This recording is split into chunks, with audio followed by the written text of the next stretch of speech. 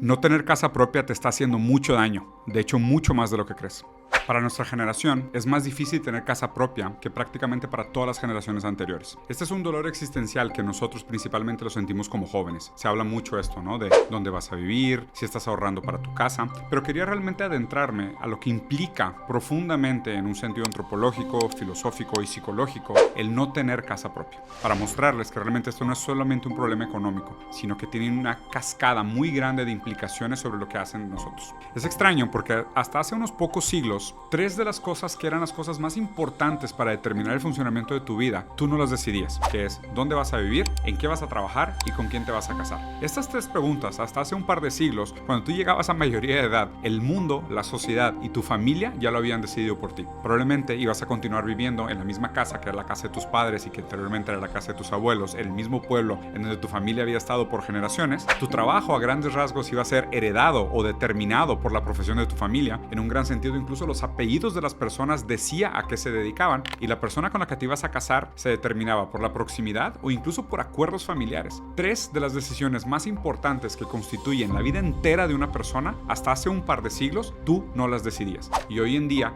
son una parte gigantesca de lo cual le dedicamos tiempo, esfuerzo, pensamiento y muchísima angustia. Ni siquiera me quiero meter tanto al tema de con quién te vas a casar y qué te vas a dedicar y qué vas a trabajar, que son temas sumamente complicados e importantes. Hoy solo quiero enfocarme en el tema de la importancia de tener una casa, de tener un lugar físico, geográfico, espacial y material en el mundo. Se hace mucho este chiste de que las generaciones de hoy en día están más abiertas a relaciones poliamorosas, horizontales, con diversas parejas, con lo cual moralmente no tengo absolutamente nada en contra, pero el motivo por el cual se han popularizado estas relaciones no homogéneas o no monogámicas es porque solo así se puede pagar una renta de un piso. Tú realmente necesitas tener a lo mejor 3 o 4 parejas afectivas para poder pagar un departamento. ¿Cuánta gente hoy en día después de los 30, después de los 35 incluso, sigue viviendo con roommates? Y es algo a lo cual hemos normalizado. Y de nuevo, moralmente a lo mejor no tenga nada fundamentalmente malo, pero me interesa entender lo que produce como consecuencia. Para empezar, la vivienda de alguna forma también nos da un colchón de seguridad, un cierto nivel de estabilidad, un sentimiento de que puedo tratar de hacer diferentes cosas, puedo tratar de cambiarme de trabajo, incluso puedo tratar de cambiarme de pareja, pero tengo una casa, tengo un colchón, tengo un lugar estable, fijo en el mundo, al cual puedo regresar para volver a intentar.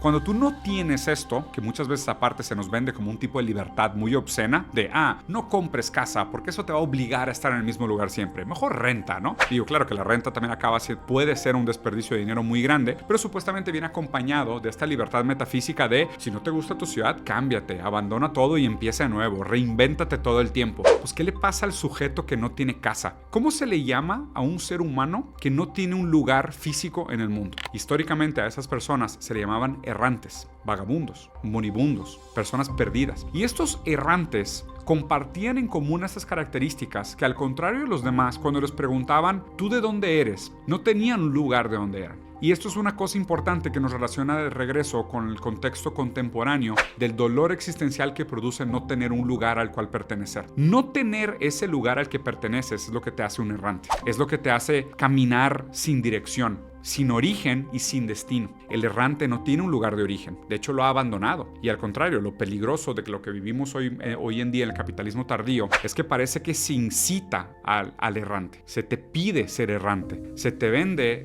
esta errancia como un beneficio. Te dicen que no tener un lugar a donde regresar, no estar atado a una casa y a un terreno, te hace libre. ¿Pero te hace libre de qué? Con esto quería un poco resumir también que el no tener casa propia, más allá de la seguridad, la longevidad, la capacidad de escoger un empleo, la capacidad de planear a largo plazo, la capacidad de tener un lugar donde retirarte. O sea, no solo las cosas prácticas de la importancia de tener un hogar, sino realmente las implicaciones psicológicas y el dolor que puede producir no tener una casa. Por eso es importante estar muy cercanos a todo lo que se habla hoy en día en políticas públicas sobre la relación de propiedad que tenemos con las cosas. Porque creo que mientras no hablemos de la propiedad, no estamos hablando realmente de los temas importantes. Todo esto de no tendrás nada y serás feliz, no tengas posesiones y vas a ser libre, este estoicismo, este budismo zen superficial y muy ignorante y muy mal leído de lo que son estas dos grandes líneas de filosofía, más bien solo nos dan otra vez esa ansiedad nihilista de un exceso de libertad que nos avienta al vacío.